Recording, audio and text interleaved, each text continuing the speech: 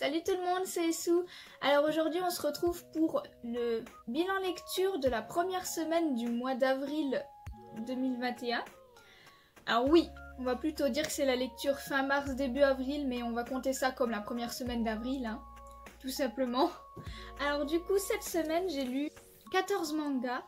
J'ai eu de très bonnes surprises généralement, donc on va commencer tout de suite avec les 2 tomes de Shirley. Alors Shirley, c'est édité chez Kiun le 18 avril 2019. Le tome 2 est sorti le 21 novembre 2019, c'est un seinen.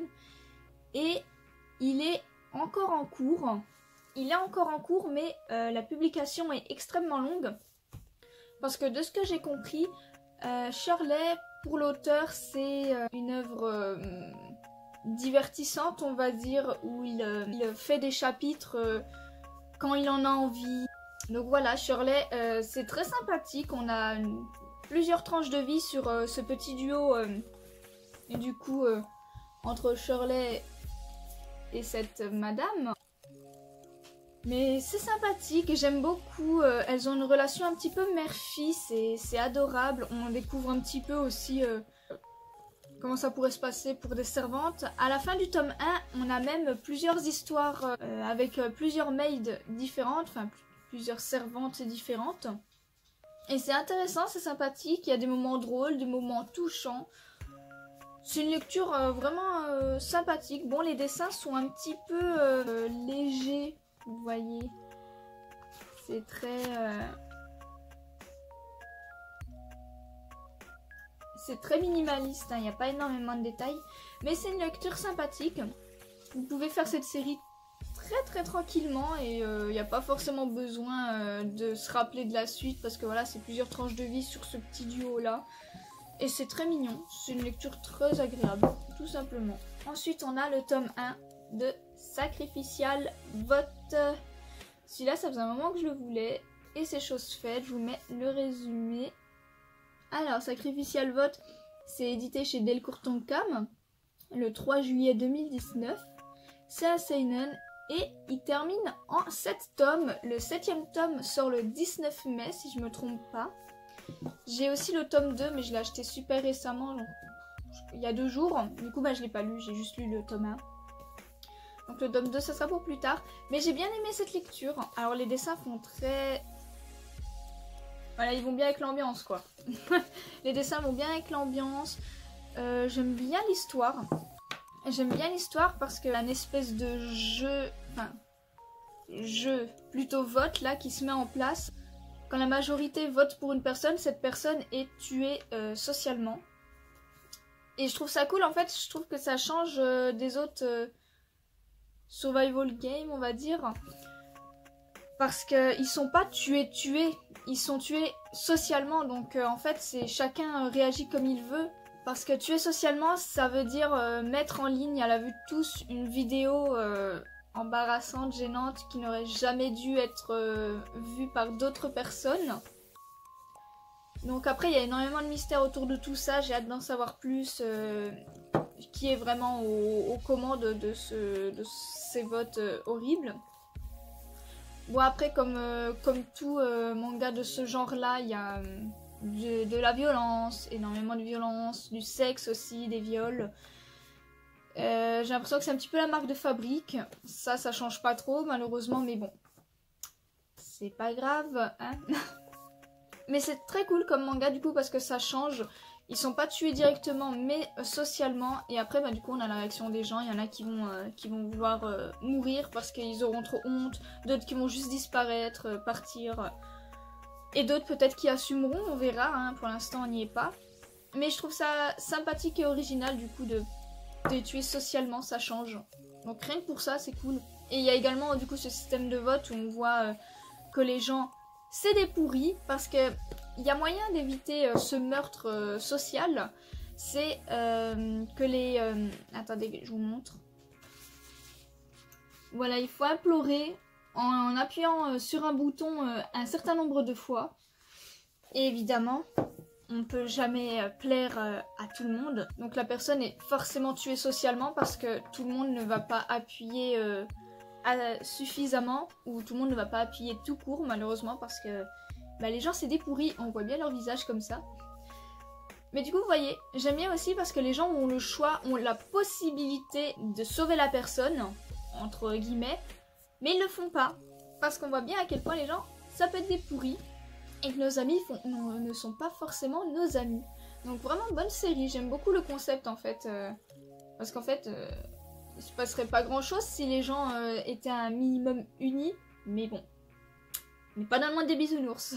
Ensuite, on a les 2 tomes de Rascal Does Not Dream of Bunny Girl Senpai. Ah yes, on dirait un robot, mais vous savez que l'anglais et moi, ça fait 2. Donc celui-là, ça fait un moment que je le voulais. Je vous laisse le résumer ici. Alors, il est édité chez Ototo, du coup, le 6 mars 2020. Le tome 2 est sorti le 5 juin 2020. C'est un seinen. Et du coup, cette partie-là est terminée en 2 tomes. Il y a une suite qui s'appelle Little Devil Kohai. Je vous mettrai là une petite image. Que je m'empresserai de prendre très bientôt. Parce que je sais pas si c'est une suite ou on va dire une histoire à côté dans le même univers avec un personnage différent. Et je verrai bien. Mais du coup cette histoire est très très cool. Je la trouve très très touchante. Parce que du coup on a cette demoiselle qui est une ancienne actrice et qui a voulu arrêter, mettre en pause sa carrière. Et petit à petit, elle devient invisible aux yeux des gens. En fait, c'est comme si elle avait jamais existé parce que même quand on dit son nom, les gens ne savent pas qui c'est, alors que bah, c'est une actrice très reconnue, hein, normalement. Donc c'est super triste parce qu'on va suivre son aventure. On va voir petit à petit le monde l'oublier, sauf ce garçon, du coup, notre héros qui l'aide. Et ce que je trouve dommage, c'est que ça dure pas plus longtemps. 2 tomes, c'est assez court. J'ai pas vu l'animé, il y a un animé. J'ai énormément aimé ce manga, mais justement je trouve qu'il manque peut-être des tomes parce que il y a matière à faire un truc vraiment incroyable, vraiment ultra dramatique. Vraiment, vers la fin j'étais en stress quoi. Mais ça manque de chapitres. J'aime beaucoup les dessins, j'aime beaucoup ce personnage aussi, c'est dommage qu'on voit pas un peu plus les personnages secondaires aussi parce que je la trouve très intéressante elle. Et vous voyez, en même temps je vais juste vous montrer les dessins qui sont très jolis. Il y a une histoire avec la sœur du coup du héros aussi qui a atteinte de cette maladie.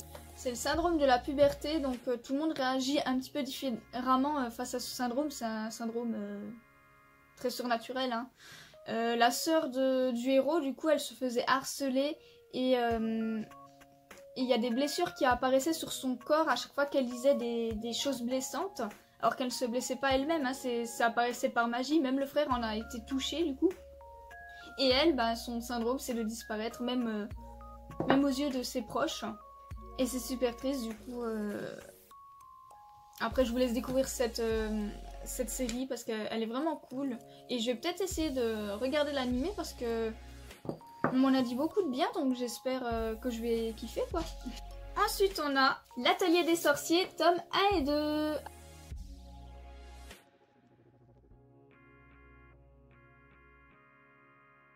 C'est édité du coup chez Pika le 7 mars 2018. Le tome 2 est sorti le 6 juin 2018, c'est un seinen et il est en cours actuellement en 7 tomes. Et le tome 8 sort le 2 juin, si j'ai bien compris. Alors l'Atelier des sorciers, j'ai mis longtemps à me mettre dessus parce que bah, justement il y a eu pas mal de hype. Et moi je fuis ce qui est rempli de hype généralement parce que ça me dégoûte presque en fait des œuvres généralement. Donc là je crois que ça s'est un peu tassé. Et en fait j'ai eu dans un lot sur Vinted un coup le 48 heures BD du tome 1 avec une petite partie du tome 2. Et du coup bah, je l'ai lu. Et j'ai grave aimé en fait, j'ai trouvé les dessins vraiment jolis, vraiment très très beaux. Alors je me suis pris du coup le tome 1 et le tome 2 de manière basique, normale. J'aime énormément les dessins, attendez, il y a des planches parfois qui sont juste... C'est tellement beau. C'est tellement beau, j'adore. Bah, l'histoire me plaît plutôt pas mal. Pour l'instant, il y a pas mal de mystères. Bon, je supporte pas Agathe pour l'instant, mais faut bien qu'il y ait un personnage insupportable dans le lot. Mais j'aime bien les autres personnages, j'aime beaucoup leur design aussi. L'histoire a l'air vraiment intéressante. La fin du tome 2 m'a trop hype, j'ai trop envie d'acheter la suite.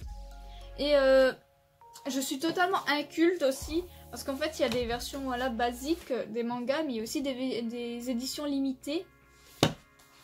Du coup, en fait, pour le tome 2, apparemment, il n'y a pas eu d'édition limitée de ce qu'on m'a dit. Et du coup, je l'ai acheté comme ça. Et j'étais pas au courant. Mais apparemment, du coup, comme il n'y a pas d'édition limitée, dans tous les tomes 2, il y a cette jaquette réversible. Je sais, du coup, ça s'est avéré vrai. Et c'est cool, elles sont très jolies. J'aime les deux, hein, mais comme j'aime pas trop Agathe qui est ce personnage là, je mets l'autre parce que voilà. J'ai hâte quand même de voir son développement, même si je crois à peu près avoir compris pourquoi elle agit comme ça, mais c'est pas une excuse pour moi, c'est du vu et revu ça. Mais l'atelier des sorciers, du coup, très très bonne surprise, j'ai hâte de me procurer la suite. Je me suis même acheté le tome 7 en édition limitée, parce qu'en fait il y en avait encore plusieurs à ma Fnac. Donc je les ai pris juste comme ça parce que tant que c'est encore là, vu que j'ai vu sur Vinted ou ailleurs des gens vendre les éditions limitées à des prix tout pétés, même si je cours pas après les éditions limitées, écoutez c'était là donc je l'ai pris. Et j'ai bien rigolé en voyant déjà sur Vinted des gens le vendre à 40, 50 € alors que il y en avait encore plusieurs à ma Fnac. Voilà, mais l'atelier des sorciers, du coup, très bonne surprise, des dessins très très beaux, j'ai hâte de lire la suite. Et je trouve ça cool en fait que dans l'œuvre, n'importe qui peut pratiquer la magie en fait, mais ils le cachent. Parce qu'il suffit juste de dessiner des pentacles en fait. Mais du coup, ils ont séparé, on va dire, ils ont effacé la mémoire des humains et ont juste fait une sélection de sorciers. Et du coup, c'est drôle en fait de savoir que dans cet univers, en fait, tout le monde peut faire de la magie. Mais qu'ils ont gardé le secret, on va dire, pour éviter des guerres, parce que bon, c'est ce qui est arrivé. C'est pas fou, les guerres. Ensuite, on a Shirayuki aux cheveux rouges. Alors celui-là, je voulais le faire depuis super longtemps. Tenez, le résumé. Alors, Shirayuki aux cheveux rouges, c'est édité chez Kana le 19 janvier 2012. Le tome 2 est sorti à la même date, le 19 janvier 2012. C'est un shoujo et il est en cours actuellement en 22 tomes. Donc ça commence à faire pas mal de tomes. Et puis ça date, hein, 2012. Shirayuki aux cheveux rouges, j'aime beaucoup les dessins. On a clairement des références à Blanche-Neige, hein, Shirayuki, du coup, qui est son nom en japonais. On a aussi une histoire de pomme empoisonnée au début, dans les premiers chapitres. Mais après, ça s'arrête là. Et on passe à autre chose. On passe à une histoire après totalement originale. J'aime beaucoup le personnage de Shirayuki qui est une femme forte, indépendante. Oula. J'aime bien les dessins, ils sont sympas. Peut-être un petit peu minimaliste aussi, mais ça va. Voilà. Du coup, ouais, Shirayuki est un très bon personnage féminin, une très bonne héroïne qui sait s'imposer, qui sait dire ce qu'elle veut, qui sait prendre son destin en main, comme elle le dit si bien. Elle va devenir pharmacienne de la cour, donc elle va être proche de notre cher Zen, qui est un prince. Par contre, je trouve qu'il y a des choses qui vont super vite, genre la rencontre avec Zen, tout ça, ça va super vite. Pareil, quand elle devient pharmacienne de la cour, je trouve que ça va très vite également. C'est des petits trucs qui sont un petit peu dommages, c'est que ça va trop vite, c'est que c'est trop simple, parfois. Mais ça va, sinon... le manga est vraiment cool, je suis contente d'avoir enfin pu me le prendre. Je vous montre un petit peu parfois les petites planches. C'est super mignon, c'est super agréable à lire. C'est pas que la praline parce que déjà on a une héroïne qui est pas niaise. Donc très bon point. L'histoire avance doucement mais sûrement. J'espère par la suite voir un peu plus les personnages secondaires qui je trouve ont quelque chose d'intéressant également. Donc voilà, on verra. Je vais continuer Shirayuki du coup qui est un bon shoujo que je conseille. Ensuite on a le diable s'habille en soutane. Voilà. Et voilà. Je vous mets le résumé. Alors Le Diable s'habille en soutane, c'est édité chez Soleil le 11 avril 2018. Le tome 2 est sorti le 4 juillet 2018 et le tome 3 le 10 octobre 2018. C'est un josei et du coup il est terminé en 3 tomes. Le Diable s'habille en soutane, je vous avoue que je m'attendais pas à grand chose quand je l'ai lu. Je l'ai acheté en occasion. Et figurez-vous qu'en 3 tomes, j'ai beaucoup aimé. Voilà, j'ai beaucoup aimé cette série. Les dessins sont plutôt jolis. Et voilà, on suit une demoiselle qui allait se marier et son fiancé la trompait. Mais voilà, ce pasteur est assez étrange hein, comme type. Monsieur lui dit clairement de se venger.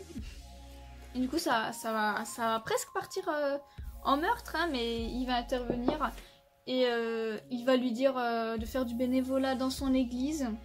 Il lui laisse pas trop le choix. Il est un petit peu manipulateur, il y a des passages assez drôles. La demoiselle se laisse pas faire pour autant. Hein. Il y a des passages pas mal drôles, le pasteur... c'est un personnage très spécial. L'histoire est vraiment intéressante. En fait, c'est une lecture très sympathique. On passe un bon moment à le lire. C'est très drôle. C'est pas vraiment cucul à praline non plus. Pas tant cliché que ça. Ça va. Le personnage du pasteur fait vraiment tout le manga. Il est vraiment drôle. Il est vraiment perché. Il fait des choses bizarres qu'un pasteur basique ne ferait pas. Il a des idées farfelues. Et franchement, ça rend le manga très divertissant. Ça finit qu'en 3 tomes. Donc voilà, si vous aimez bien les josei un petit peu drôles et courts, foncez. En vrai, Le Diable qui s'habille en soutane, c'est vachement drôle. Et pour finir ces lectures de la semaine, Dangerous Love. Voilà, je vous mets l'arrière du tome 1. Donc c'est édité chez Soleil également le 12 novembre 2015. Le tome 2 est sorti le 10 février 2016. C'est un shoujo et du coup il termine en 2 tomes. Alors Dangerous Love, je l'ai lu, voilà. Mais c'est pas une lecture qui va rester dans ma tête. Si je vous dis que je l'ai lu hier ou avant-hier et que j'ai déjà à peu près oublié la moitié, vous me croyez? Parce que en fait c'est un shoujo vraiment très classique qui ne sort pas du tout du lot, hein. Il tape dans pas mal de clichés. Les dessins sont jolis, hein.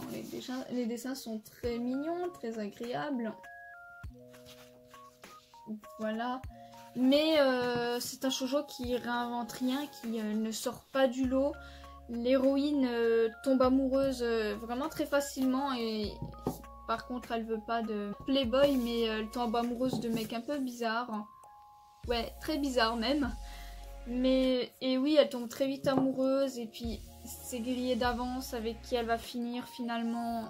Ça tourne bizarre en fait, ça va super vite en plus. Donc bon, ceux qui aiment les shoujo type très cliché, ça peut vous plaire. En plus ça finit qu'en 2 tomes, donc ça va, c'est super court. C'est plus le genre de shoujo qui m'intéresse. Donc voilà, ça se lit, mais ça s'oublie assez vite en fait. Désolée, Dangerous Love. Et du coup, cette vidéo est terminée. J'espère qu'elle vous a plu. Dites-moi s'il y a des lectures qu'on a en commun, que vous ne connaissiez pas et qui vous intéressent du coup. Dites-moi aussi vos lectures de la semaine, ça m'intéresse. Et du coup, n'oubliez pas de me suivre sur Instagram. Je fais des reviews tous les jours. Normalement, pratiquement, oui.